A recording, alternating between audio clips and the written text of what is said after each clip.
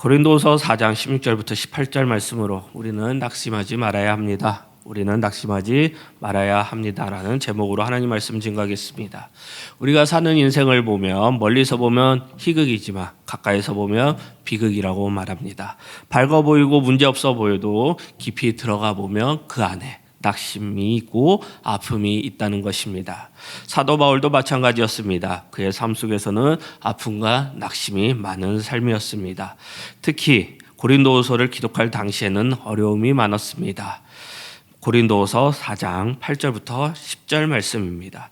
우리가 사방으로 우겨싸움을 당하여도 쌓이지 아니하며 답답한 일을 당하여도 낙심치 아니하며 박해를 받아도 버린 바 되지 아니하며 거꾸름트림을 당하여도 망하지 아니하고 우리가 항상 예수의 죽음을 몸에 짊어지면 예수의 생명이 또한 우리 몸에 나타나게 하려 함이라.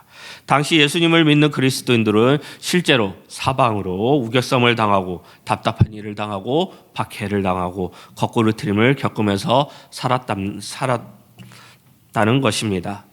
세상에는 우리의 마음을 힘들게 하고 아프게 하는 것들이 너무나 많습니다. 살아가기도 쉽지 않습니다. 그리고 뉴스를 보면 답답한 일들이 많습니다. 좋은 일도 없고 비극적인 일들이 참 많이 일어나는 것 같습니다.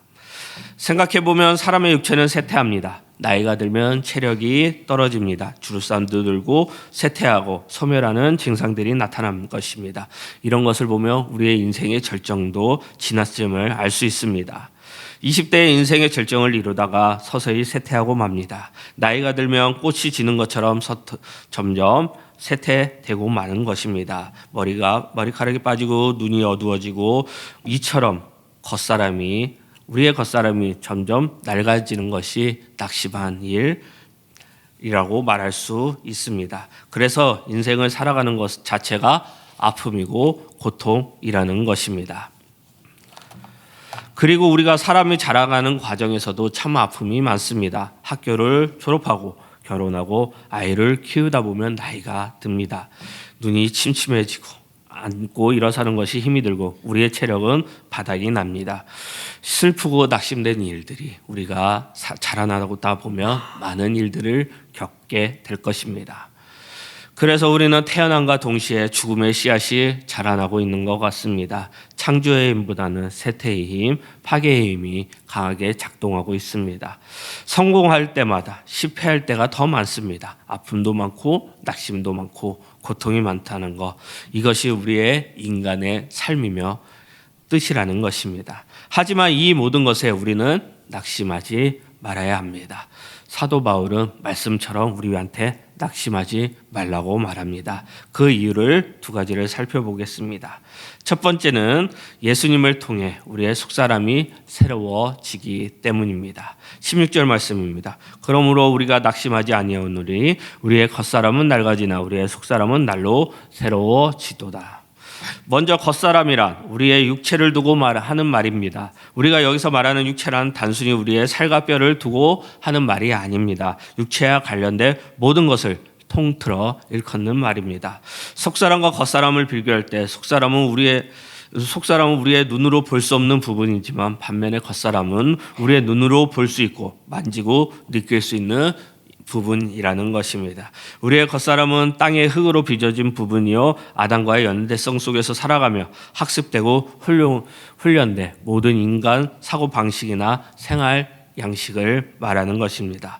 따라서 이것들은 다 없어질 것이고 흙으로 빚어졌기 때문에 언제는 흙으로 돌아간다는 것입니다.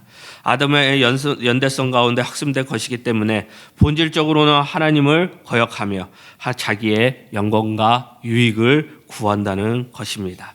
그래서 악하다는 것입니다. 악을 즐기고 악을 위해서 살아갑니다. 우리의 인간들은 우리의 겉사람을 위해서 하나님께서 주신 모든 은사를 사용하고 살아가고 있습니다. 겉사람을 꾸미고 자랑하기 위해 경쟁하고 온갖 지혜를 짜내고 싸우며 살아갑니다. 세상의 분위기에 따라 정신없이 살아가고 있는 것 같습니다. 그래서 이런 사람을 보며 시편 저자는 나무에 바람에 나는 겨 같다고 시편 말씀에 말하고 있습니다.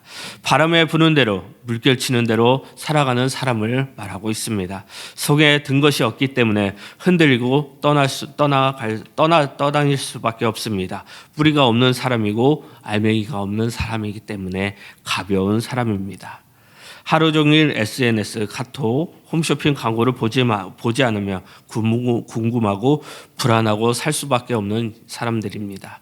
속이 빈 사람들이기 때문에 이렇게 합니다. 겉은 잘 꾸며놨지만 속이 비어있는 사람, 태우고 나면 한 줌의 재박이 되지 않는 사람들의 모습일 것입니다. 그러면 속사람은 어떤 사람이며 속사람은 무엇입니까? 속사람은 위에서 난 사람입니다. 하늘에서 났고 그 속에 하늘에 속한 형상을 가진 사람입니다. 예수 그리스도가 그 안에 있는 사람이라는 것입니다. 예수 그리스도와 연대성이 안에 있는 사람, 하나님의 영이 그 안에 있는 사람, 이것을 속사람이라고 말하는 것입니다. 속사람이 없다는 말은 그 속에 비어있다는 말입니다. 어떤 사람은 우리의 인간 속의 정신이나 사상이나 사고방식을 속사람이라고 하지만 그러나 그것은 그 사람이 죽으면 그의 육체와 함께 없어지는 것들입니다. 그래서 예수님께서는 몸이 죽어도 영혼을 죽일 수 없는 자들을 두려워하지 말고 오직 몸과 영혼을 능히 지옥에 멸할 수 있는 일을 두려워하라라고 마태복음에 말하고 있습니다. 영혼은 영원하다는 말씀입니다. 그 손에 하나님의 영이 있는 사람들 속사람이라고 말하고 속사람이 꽉 찬 사람이라고 할 때 그 안에 하나님의 영이 충만한 사람을 말하는 것이 속사람입니다. 아무리 겉사람이 화려해도 속사람이 비어있다면 그의 육체는 구덩이에 밥이 될 것이고 그의 영혼은 지옥으로 내려가고 말 것입니다. 그래서 우리가 믿는 예수님이 안에 있으면 우리는 쇠퇴하지 않고 새로워질 것입니다. 새로운 힘이 우리 안에 작동할 것이며 망가지거나 허물어지지 않을 것입니다. 고린도후서 4장 11절 말씀입니다. 우리 살아있는 자가 항상 예수를 위하여 죽음에 넘겨짐은 예수의 생명이 또한 우리 죽을 육체에 나타나게 하려 함이라. 골로새서 3장 10절 말씀입니다. 새 사람을 입었으니 이는 자기를 창조하신 이의 형상을 따라 지시기에까지 새롭게 하심을 입은 자니라. 우리는 예수님의 생명이 우리 안에 있습니다. 예수님의 믿는 사람들 안에는 예수님의 생명이 있다는 말입니다. 예수님의 생명은 부활의 생명이고 그래서 우리의 안에 있는 예수님의 생명을 매일 확인할 수 있다는 것입니다. 대단한 에너지가 있는 것 같고 원기왕성한 듯 보여도 예수님을 믿지 않는 사람에게는 참 생명이 없습니다. 그런 사람은 죽은 몸과 같습니다. 생물학적으로는 살아있지만 영적으로 죽은 것이고 아담과 같은 상태일 것입니다. 죽음의 힘, 쇠퇴의 힘에 소멸의 힘을 가지고 있다는 것입니다. 그러나 약해 보이고 시름시름 알아도 예수님을 믿는 사람 안에는 예수님의 생명이 있습니다. 예수님을 믿는 순간 예수님의 영원한 생명이 우리 안에 들어옵니다. 예수님의 생명은 하나님의 생명이고 영원한 생명이라는 것입니다. 다시 11절 말씀입니다. 우리 안에 살아있는 자가 항상 예수를 위하여 죽음에 넘겨짐은 예수님의 생명이 또한 우리 죽을 육체에 나타나게 하려 함이라. 우리 안에 역사하시는 것이 있습니다. 예수님의 생명이 우리 안에 있다는 것입니다. 그 생명이 우리 안에서 역사한다는 것입니다. 평소에도 죽음의 공포가 세상을 지배할 것입니다. 그래서 사람들은 무엇을 먹으면 오래 살 것인가, 무엇을 먹으면 병에 걸리지 않을까 생각하며 건강식품과 약을 찾습니다. 죽음을 두려워하기 때문에 이런 일이 있다고 생각합니다. 그러나 그리스도인은 담대해야 합니다. 그리스도인은 생명을 가진 자로서 생명을 누리며 살아야 합니다. 마지막 날 완전한 형태의 영생을 누리겠지만 우리는 지금 우리에게 임한 생명을 누리며 살아야 합니다. 다가올 하나님의 나라가 막연하게 기대하는 것이 아닙니다. 우리는 이미 우리에게 임한 하나님의 나라를 적극적으로 누리며 살아야 합니다. 예수님의 생명을 누리며 부활의 생명을 누리며 살라는 것입니다. 우리는 죽음을 두려워하여 멈추려서는 안 됩니다. 우리의 환난 가운데서도, 우리의 고난 가운데서도, 우리의 모든 낙심한 상황 속에서도 오히려 즐거워하며 기쁨을 누려야 한다는 것입니다. 세상 사람들은 고난과 환난으로 인해 두려워하지만 하나님의 자녀인 우리는 하나님의 생명을 누리는 자로서 세상 사람들을 향해 하나님의 사랑을 실천해야 하는 것입니다. 많은 재난이 우리의 사상을 우중충하게 만듭니다. 모든 것을 웅크리는 듯이 모든 사람들이 우울하게 됩니다. 그러나 그리스도인들은 얼굴에는 꽃이 피어야 되고 죽음의 그림자가 드리워서는 안 됩니다. 사람들은 모든 죽음의 공포에 짓눌려 있지만 하나님의 백성, 하나님의 사람에게는 낙심하거나 두려워해서는 안 됩니다. 우리에게는 세상 사람들에게 향한 예수님의 생명, 예수님의 생명을 전해야 한다는 것입니다. 예수님의 생명을 가진 자는 어떻게 살아야 되는지를 우리가 보여줘야 하는 것입니다. 우리의 그리스도인은, 예수님을 믿는 자는 죽음의 공포를 누리며 예수님의 주신 생명을 누리며 기쁨으로 살아가야 합니다. 우리를 누르는 모든 환경에 지는 것이 아니라 이기는 삶을 살아야 하는 것입니다. 한 목사님의 신방 이야기입니다. 한 목사님께서 병원에 입원한 자매를 격려차 방문했다고 합니다.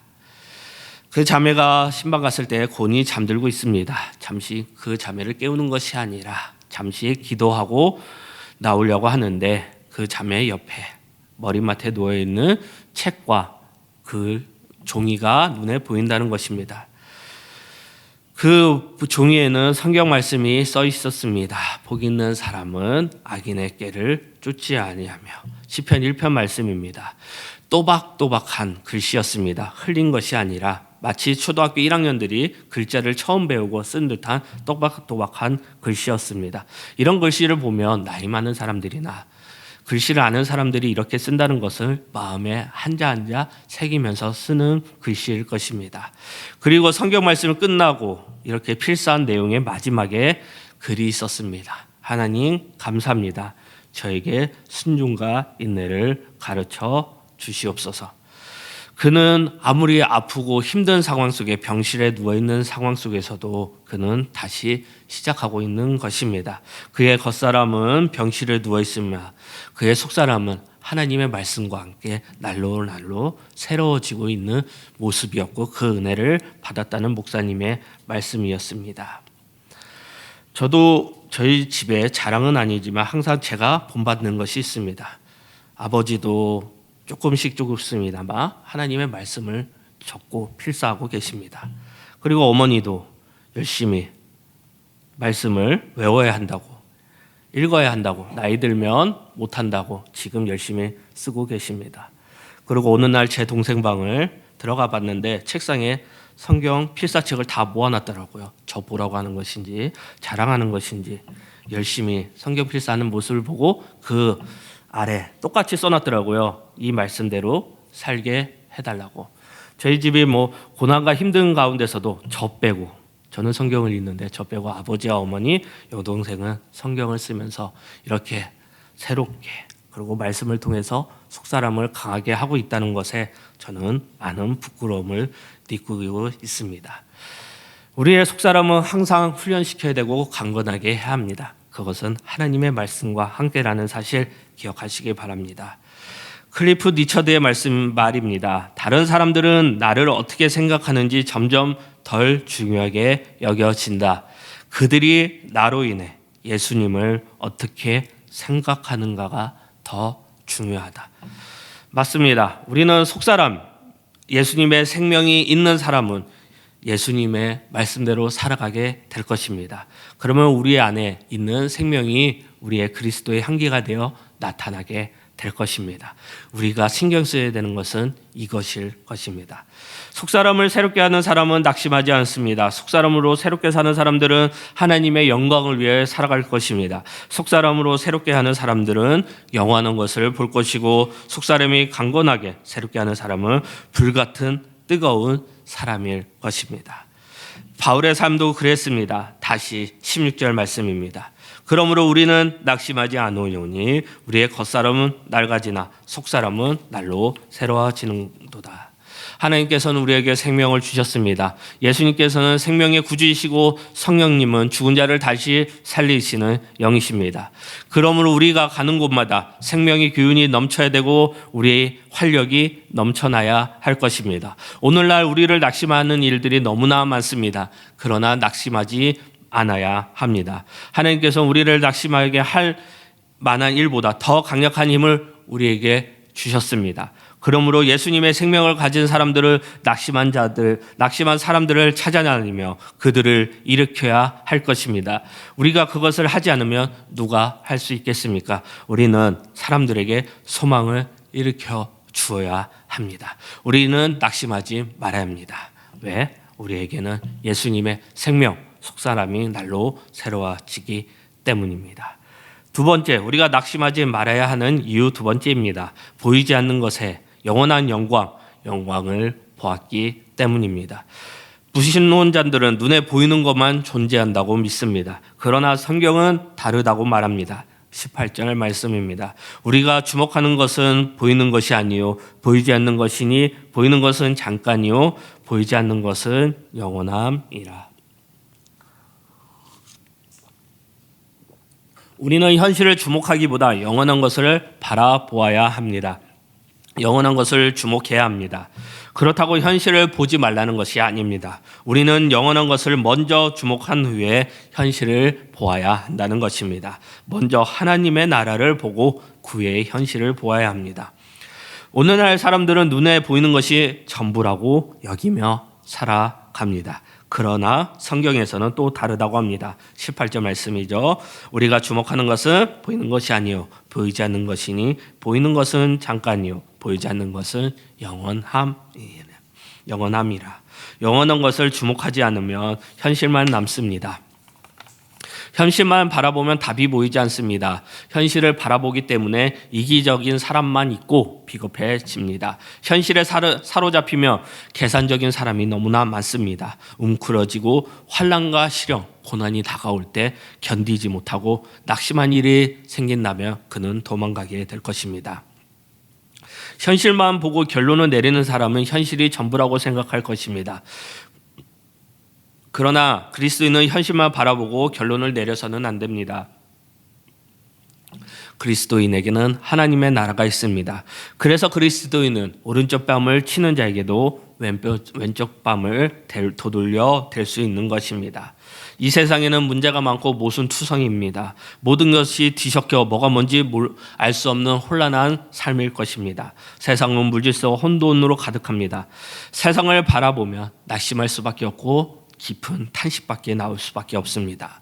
아픔과 시련을 겪을 때 우리는 낙심하게 됩니다. 육체가 쇠약해질 때도 낙심하게 됩니다. 미모와 체력도 영원하지 않습니다. 눈에 보이는 것만 생각하면 낙심할 수밖에 없습니다. 절망할 수밖에 없습니다. 그러므로 우리는 눈에 보이지 않는 것을 볼 수 있어야 합니다.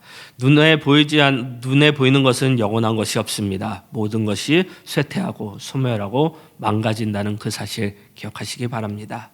그리스도인에게는 영적 시력이 있어야 합니다. 영적 시력은 눈에 보이지 않는 것을 볼 수 있는 힘입니다. 육체적 시력은 시간이 갈수록 약해집니다. 그러나 영적 시력은 시간이 갈수록 점점 좋아진다는 것입니다. 눈에 보이는 것에 집중하면 소망이 없고 육체의 눈에 바로 앞만 볼 뿐이지 일어날 현실만 봅니다. 그러므로 우리는 영적 시력을 회복해야 합니다. 영적 시력을 회복하면 멀리 볼 수 있습니다. 이전에 보지 못한 것을 볼 수 있을 것이고 새로운 감각이 생길 것이며 영적 상상력이 생길 것이며 깊은 깨달음이 있을 것입니다. 하나님의 임한 것을 경험하며 영적 시력이 생기고 확보될 것입니다. 그리고 영적 시력이 생긴다면 영원한 세계를 바라보게 될 것입니다. 영원한 세계를 바라보는 사람은 염려로부터 많은 고난과 환난으로부터 자유로워집니다. 묵상이 깊어지게 되고 하나님을 만나게 될 것이고 많은 것을 소유하지 않아도 풍성함과 부요함을 누리게 될 것입니다. 고린도서 6장 10절 말씀입니다. 근심하는 자 같으나 항상 기뻐하고 가난한 자 같으나 많은 사람을 부유하게 하고 아무것도 없는 자 같으나 모든 자를 가진 자로다. 바울의 삶은 이러했습니다. 이전에는 능욕으로 가득한 눈으로 세상을 보았습니다. 욕망으로 세상을 보며 만족할 수 없었습니다. 모든 것을 가져도 만족할 수 없는 것이 바울의 삶이었습니다. 그러나 영적으로 눈을 뜨면 세상의 것에 연연하지 않습니다. 여유가 있습니다. 깨달음이 있고 풍성해진다는 것입니다. 믿음의 눈이 열리며 얻는 것이 많습니다. 육체는 쇠하였지만 우리의 영혼은 새로워지고 깊이 깨달음을 갖게 될 것입니다. 그리스도 안에 나이가 드는 것은 단순히 늙어지는 것이 아닙니다. 나이가 든다고 철이 드는 것은 아닙니다. 은혜를 받아야, 하나님을 만나야 철이 듭니다. 철이 든다는 것은 유치함을 버리는 것입니다. 나이의 들에 따라 신앙도 함께 자라야 합니다. 그런데 이렇게까지는 쉽지 않을 것입니다. 왜 유치한지를 모르고 삽니까? 눈이 열리지 않았기 때문입니다. 나이가 들었음에도 겉멋을 추구하는 사람들이 너무나 많습니다. 여전히 세상의 것을 자랑하고 맙니다. 없어질 것을 자랑하고 만다는 것입니다. 한 번 실패하면 세상이 끝난 줄 알았습니다. 그러나 한 번의 실패는 한 번의 실패일 뿐입니다. 인생 전체가 실패한 것이 아닙니다. 그리스도인이 경험하는 실패와 상실, 낙심은 더 나은 것을 향한 훈련일 것입니다. 그리스도인은 실패를 통해 더욱 단단해질 것입니다. 그러므로 그리스도인들에게 나타나는 고난과 낙심과 실패는 축복이 될 것이고 이런 것을 통해 하나님을 더욱더 신뢰하는 법을 배우게 될 것입니다.